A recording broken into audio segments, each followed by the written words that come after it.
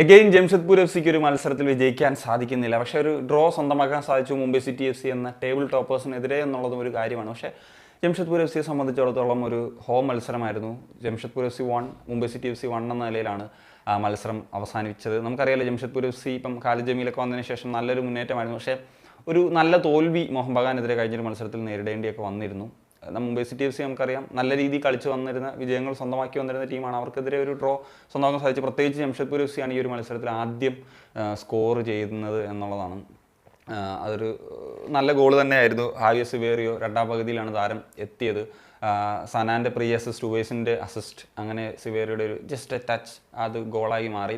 ഈ ഒരു മത്സരത്തിലേക്ക് വരുന്നൊരു സമയത്ത് ഇപ്പം എനിക്ക് തോന്നിയൊരു പ്രധാന കാര്യം ജംഷഡ്പൂർ എഫ് സിയുടെ Indian defence versus Mumbai City F സിയുടെ ഇന്ത്യൻ അറ്റാക്ക് എന്നുള്ളൊരു കാര്യമുണ്ടായിരുന്നു. ഏതായാലും ഈ ഒരു സെക്കൻഡ് ഹാഫിലേക്ക് വന്നപ്പോഴാണ് ഒരു ചേഞ്ച് ഒക്കെ സംഭവിക്കുന്നത്. ഇപ്പം ഒരു ഒറ്റ സ്ട്രൈക്കറായിട്ട് കളിച്ചിരുന്ന 2 സ്ട്രൈക്കർ സിസ്റ്റത്തിലേക്ക്, അതായത് സിവേറിയോ എത്തുന്നൊരു മാറ്റം, അത് തീർച്ചയായിട്ടും ബലവത്തായി എന്നുള്ളതാണ് ഏറ്റവും പ്രധാനപ്പെട്ട കാര്യം. മുംബൈ സിറ്റി എഫ് സിയെ സംബന്ധിച്ചിടത്തോളം ആദ്യ പകുതിയിലൊക്കെ ആണെങ്കിൽ ഒരുപാട് അറ്റാക്സ് ഉണ്ടായിരുന്നു. ഇപ്പം വിക്രം പ്രതാപിൻ്റെ ഒക്കെ ഭാഗത്തു നിന്നാണ് ഒരുപാട് നല്ല മൂവ്സും കാര്യങ്ങളൊക്കെ സംഭവിച്ചിട്ടുണ്ടായിരുന്നു.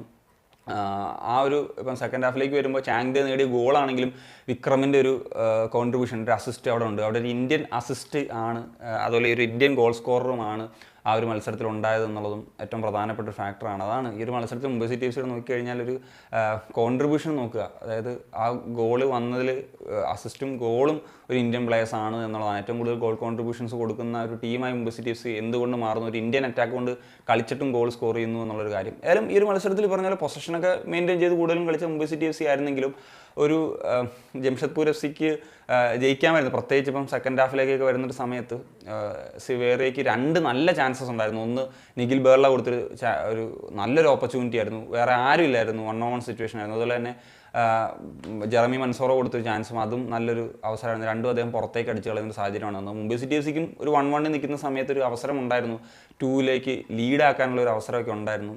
3 പ്ലേയേഴ്സ് അകത്തുണ്ടായിരുന്നൊരു സാഹചര്യം ഉണ്ടായി. അതായത് ഒരു ബോള് മുംബൈയുടെ 3 പ്ലേയേഴ്സ്, പക്ഷേ അത് സംഭവിക്കുന്നില്ല. പിന്നെ ഒരു റെഡ് കാർഡ് ഇൻസിഡൻ്റ് ഒക്കെ ഉണ്ടായി. സെക്കൻഡ് യെല്ലോ വാങ്ങിയിട്ട് ഡാനിയൽ ചീമ പോയി, പിന്നെ 10 പേരെ വെച്ച് ചുരുങ്ങി കളിക്കേണ്ടതൊക്കെ വന്നൊരു സാഹചര്യം ഉണ്ട്. ആ സമയത്തുമാണ് ഈ പറഞ്ഞ പോലെ സിവിയറയ്ക്ക് 2 ചാൻസസ് ഒക്കെ കിട്ടിയത്.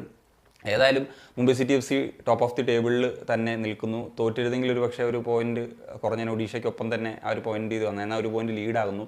എന്നാൽ ജംഷഡ്പൂർ എഫ് സിക്ക് ഒരു ഡ്രോ ആണെങ്കിൽ കൂടി അവർക്ക് 6ാം സ്ഥാനത്ത് നിലനിൽക്കാൻ സാധിച്ചു. പക്ഷേ മത്സരങ്ങൾ കൂടുതൽ കളിച്ചിട്ടുണ്ട്, അതാണ് ഒരു പ്രധാനപ്പെട്ട കാര്യം. ഏതായാലും ഡാനിയൽ ചീമ റെഡ് കാർഡ് മേടിച്ചുകൊണ്ട് KBFC എതിരെയുള്ള മത്സരത്തിൽ കളിക്കില്ല എന്നുള്ളതുമാണ് പ്രധാനപ്പെട്ട കാര്യം. അതിൽ മുംബൈ സിറ്റി എഫ് സി ഒരു നല്ല ജേർണി തന്നെ നടത്തിക്കൊണ്ടിരിക്കുന്നു എന്നുള്ളതാണ് ഏറ്റവും പ്രധാനപ്പെട്ട കാര്യം.